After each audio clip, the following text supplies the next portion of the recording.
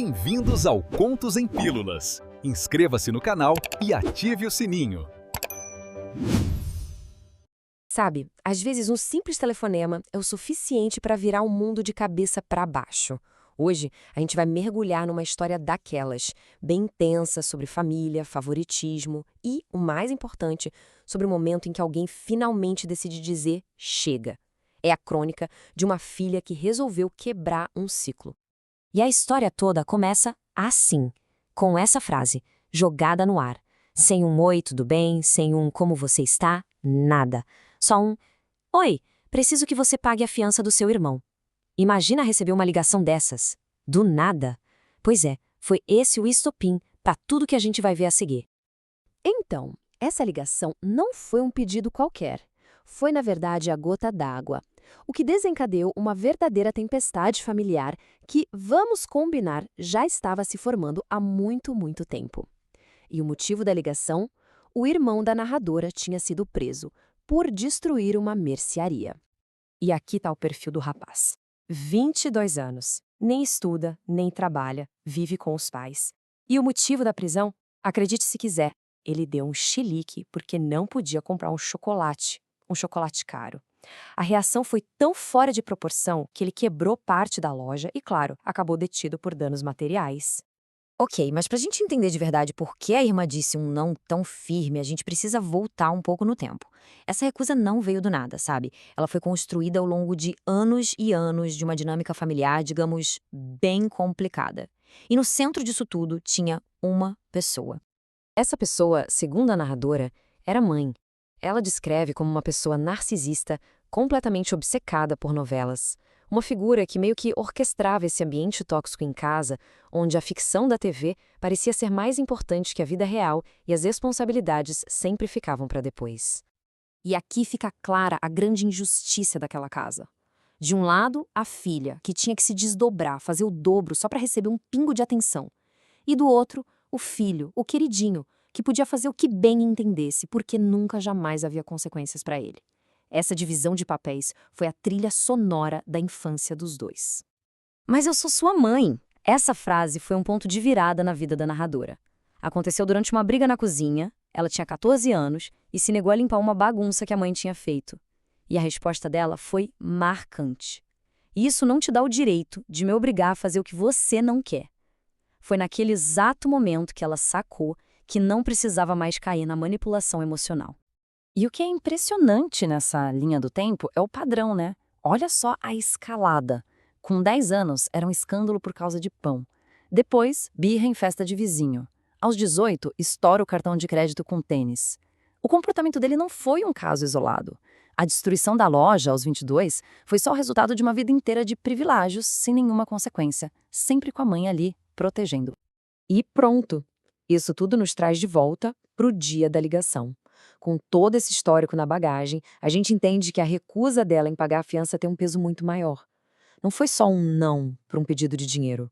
Foi um não para todo o sistema familiar que estava doente. O valor da fiança? $2.000. Não é pouca coisa. E a mãe não pediu. Ela praticamente exigiu que a filha pagasse, sem nem pensar em usar o próprio dinheiro ou vender alguma coisa para ajudar o filho. A resposta da narradora foi na lata, um não bem firme e telefone desligado na cara. Para a mãe, aquilo foi um choque absurdo. Ela que nunca tinha ouvido um não da filha para nada relacionado ao menino de ouro. A reação dela, claro, foi de pura fúria. Mas é óbvio que a mãe não ia desistir assim, né? Ligou de novo, dessa vez tentou uma abordagem mais diplomática, transformando a exigência em um empréstimo. Só que aí a filha fez a pergunta mais lógica do mundo. Ah, é? E como você pretende me pagar de volta? Bom, aí a diplomacia foi por água abaixo. A mãe se ofendeu, ficou irritadíssima e a filha desligou o telefone de novo. E é exatamente aqui que a história dá uma virada. E que virada! O pai, que até então era uma figura meio apagada, passiva na história toda, de repente entra em cena e muda completamente de posição. E o despertar dele vai ser a peça-chave para resolver tudo isso. Essa tabela aqui resume perfeitamente como o jogo virou.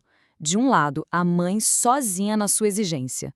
Do outro, uma aliança que ninguém esperava. O pai e a filha, os dois batendo na mesma tecla, de que a irresponsabilidade não podia mais ser financiada. Pela primeira vez, o pai peitou a esposa diretamente.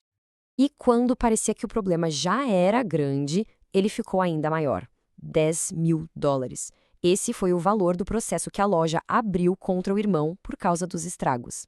E a reação do pai foi a mesma: eu não vou pagar. As consequências finalmente estavam chegando. E estavam chegando bem caras. E aí veio a frase que selou o destino da família: é hora de tirar o filho de casa. E isso não era só sobre o rapaz se mudar. Era sobre o pai finalmente desmantelar toda aquela estrutura de permissividade que ele mesmo ajudou a criar com o seu silêncio por tantos anos. Ele estava impondo limites. Então, vamos para o desfecho, para ver como essa nova postura se tornou algo real. A narradora que assistia a tudo isso de longe chama o que aconteceu de justiça cósmica. Aquele momento em que a vida real finalmente bate na porta. E olha só os primeiros passos dessa nova realidade. Primeiro, a mãe teve que vender as próprias joias para pagar a fiança. Segundo, o pai conseguiu um emprego para o filho. E terceiro, o menino de ouro começou a trabalhar como faxineiro no escritório do pai. Um verdadeiro choque de realidade para ele. E a reação da mãe a tudo isso é a coisa mais reveladora possível. A maior preocupação dela não era o futuro do filho, era que ela ia perder o parceiro de sofá para assistir novela. A resposta do pai foi seca, direta e final. Se você quiser, pode ir lá limpar no lugar dele. Acabou a moleza. E para a narradora que já tinha construído a vida dela longe daquele caos para poder ter paz, essa reviravolta toda foi como uma validação. A confirmação de que ela tomou a decisão certa. Às vezes, o melhor jeito de ajudar alguém é justamente parar de ajudar. Traz uma sensação de ciclo fechado, né? E quem sabe uma esperança para o futuro daquela família. E a gente termina com essa pergunta, para todo mundo pensar um pouco. Para quebrar um ciclo familiar doente, o que é mais eficaz? Se afastar ou confrontar? A história de hoje parece sugerir que talvez seja uma mistura dos dois, né? Talvez a distância que a filha criou tenha dado ao pai a coragem que faltava para finalmente confrontar a situação. Fica aí a reflexão.